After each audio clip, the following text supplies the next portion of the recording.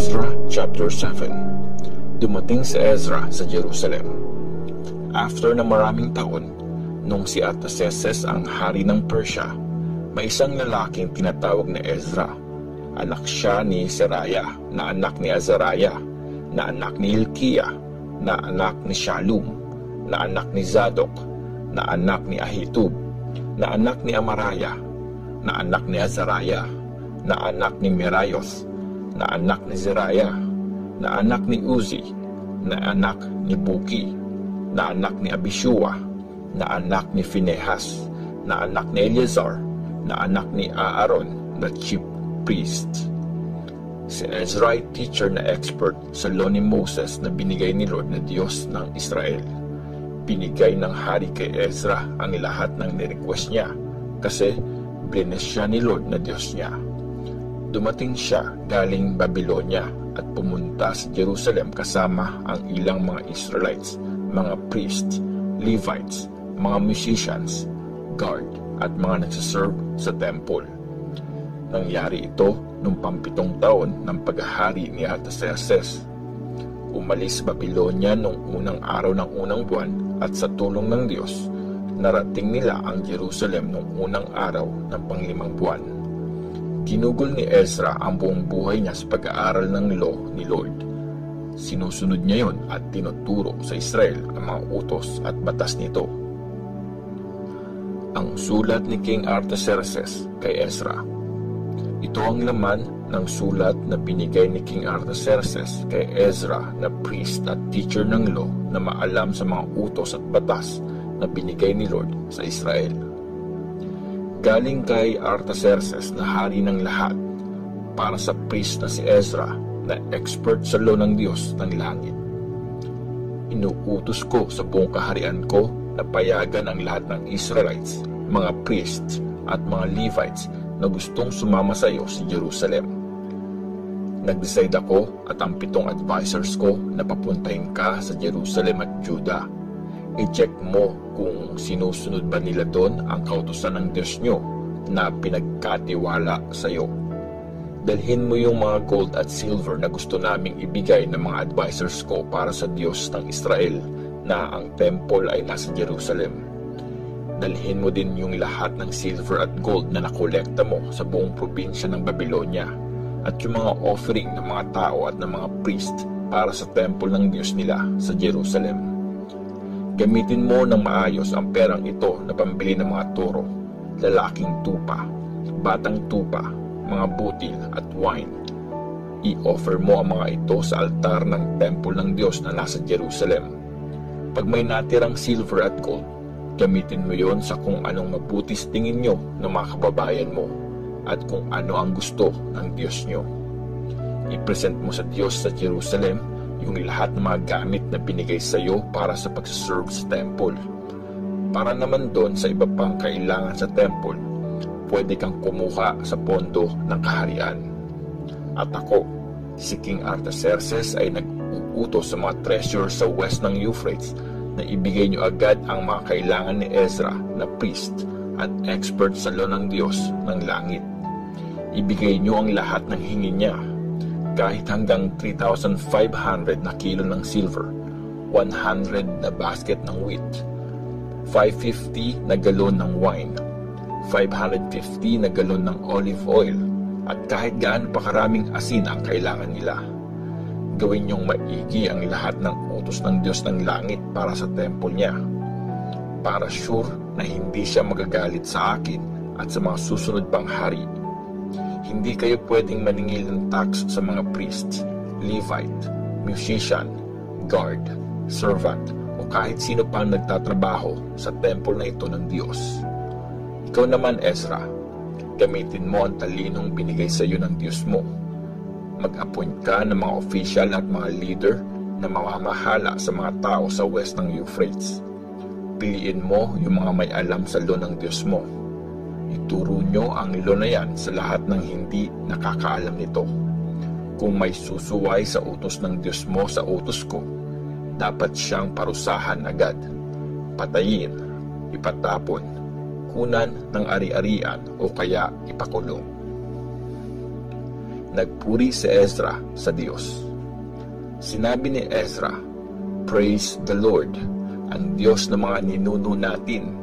Nilagay niya sa puso ng hari na pagandahin ang temple ni Lord sa Jerusalem. Tapat ang Diyos, kaya nakuha ko ang loob ng hari, ng mga advisor niya, at ng lahat ng matataas niyang officials. Binigyan ako ni Lord na Diyos ko ng lakas ng loob, kaya naisama ko pabalik sa Jerusalem ang maraming leader ng Israel. Ezra chapter 8. Ang mga taong bumalik galing sa pagkapihag. Ito ang listahan ng mga leader ng mga angkan na pinatapon sa Babylonia at kasama ni Ezra na bumalik sa Jerusalem noong time ng paghahari ni Artaxerxes. Si Gershom na galing sa angkan ni Phinehas, si Daniel na angkan ni Ithamar, si Hatush na anak ni Shekaniah ng angkan ni David, si Zechariah na angkan ni Parosh kasama ang 150 na lalaki na nakaregister sa record, si Elihonai na anak ni Zariah na angkan ni Pahat Moab kasama ang 200 na lalaki, si Shekaniah na anak ni Jahaziel ng angkan ni Zato kasama ang 300 na lalaki, si Ebed na anak ni Jonathan ng angkan ni Adin kasama ang 50 na lalaki, si Josiah na anak ni Athaliah ng angkan ni Elam kasama ang 70 na lalaki, si Zebadiah na anak ni Michael ng angkan ni Shephatiah kasama ang 80 na lalaki, si Obadiah na anak ni Jehiel ng angkan ni Joab kasama ang 218 na lalaki, si Shelomith na anak ni Joshipiah ng angkan ni Bani kasama ang 160 na lalaki, si Zechariah na anak ni Bebai ng angkan ni Bebai kasama ang 28 na lalaki, si Johanan na anak ni Hakatan ng angkan ni Azgad kasama ang 110 na lalaki, sina Eliphelet, Jeuel at Shemaiah ng angkan ni Adonikam kasama ang 60 na lalaki. Sila yung mga huling dumating, sina Uthai at Zakur ng angkan ni Bigvai kasama ang 70 na lalaki. Nakahanap si Ezra ng mga Levites para sa temple. Tinipon ko ang mga kasama ko sa tabi ng ilog ng umaagos pa Ahava. Nagkampo kami doon ng 3 days. Nalaman ko na may mga priest sa grupo pero walang mga Levites. So pinatawag ko ang mga leader na sina Eliezer, Ariel, Shemaiah, Elnathan, Jarib, Elnathan, Nathan, Zechariah at Meshulam, at yung 2 teacher na sina Joyarib at Elnathan. Pinapunta ko sila kay Ido, yung leader sa lugar ng Kasifia, para sabihin sa kanya at sa mga kasama niyang nagtatrabaho sa temple na magpadala sila sa amin ng mga taong magsaserve sa temple ng Diyos. Dahil sa kabutihan ng Diyos, pinadala nila si Sherebiah, isang matalinong Levite na galing sa angkan ni Mali. Kasama niya ang 18 sa mga anak at kamag-anak niya. Pinadala din nila sina Hashabiah at Jeshaiah na galing sa angkan ni Merari. May kasama naman silang 20 na kamag-anak nila. Tapos may dumating din na 220 servants sa temple. Ninuno nila yung mga inassign dati ni King David at ng mga officials niya para tumulong sa mga Levites. Nakarecord ang lahat ng mga pangalan nila. Nilid ni Ezra ang mga tao sa pagpa-fasting at pagpe-pray.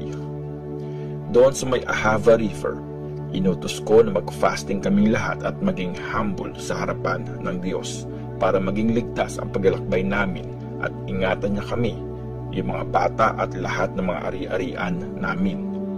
Nahihiya akong humingi sa hari ng mga sundalo magbabantay sa amin laban sa mga kaaway sa daan. Sinabi ko kasi sa hari na binibless ng Diyos ang mga may tiwala sa Kanya, pero pinaparusahan yung mga tumatalikod sa Kanya. Kaya nag-fasting kami at nag-pray sa Diyos para protektahan kami at sinagot naman niya ang prayers namin. Ang mga regalo para sa temple. Pumili ako ng 12 na namumunong priest, sina Sherebiah, Hashabiah at 10 kamag-anak nila. Tapos, tinimbang ko yung mga silver, gold at mga gamit na binigay ng hari, ng mga advisor at officials niya at ng bayan ng Israel para gamitin sa temple. Binigay ko ang mga yon sa mga priests. Ito yung mga binigay ko sa kanila. Silver, 22,750 kilo. 100 na silver na lalagyan, 70 kilo. Gold, 3,500 kilo. 20 gold na mangkok, lampas 8 kilo. 2 mangkok na gawa sa magandang klase ng bronze, kasing halaga nito ang mga gold na mangkok. Sinabi ko sa kanila, banal kayo para kay Lord. Banal din ang lahat ng mga silver at gold na gamit na kusang loob na inoffer sa Diyos ng mga ninuno nyo. Bantayan niyong maigi ang mga ito hanggang sa makarating tayo sa temple. Titimbangin ito sa mga kwarto sa harap ng mga namumunong priest, ng mga Levites at ng lahat ng mga leader ng mga angkan ng Israel sa Jerusalem. So, tinanggap nga ng mga priest at Levites ang mga silver, gold at ang mga lalagyan para dalhin sa Jerusalem sa temple ng aming Diyos. Ang pagbabalik sa Jerusalem. Noong pang-12 na araw ng unang buwan, umalis kami sa Ahava River at pumunta sa Jerusalem. Sinamahan kami ng Diyos at pinrotektahan sa mga atake ng mga kaaway at sa mga kalaban na nakaabang sa daan. Pagdating namin sa Jerusalem, nagpahinga muna kami ng 3 days. Tapos, noong pang-4 na araw, nagpunta kami sa temple.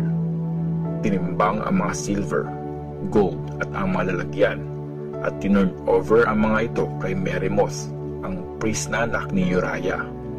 Kasama niya si Eleazar na anak ni Phinehas at ang 2 Levites na sina Jozabad na anak ni Jeshua at si Noadiah na anak ni Binuwi. Binilang at tinimbang ang lahat ng yon at saka ni-record. Nung time ding yon, nagdala ng mga handog na susunugin para sa Diyos ng Israel yung mga bumalik galing sa Babylonia. Nag-offer sila ng 12 na toro para sa buong Israel, 96 na lalaking tupa at 77 na batang tupa. Nagbigay din sila ng 12 na kambing na pang-offering para sa kasalanan. Sinunog ang lahat ng mga ito bilang sacrifice kay Lord. Dinala din nila yung nakasulat na utos ng hari at binigay yon sa mga governor at official ng west ng Euphrates na sumuporta naman sa mga tao at sa pagsamba sa temple.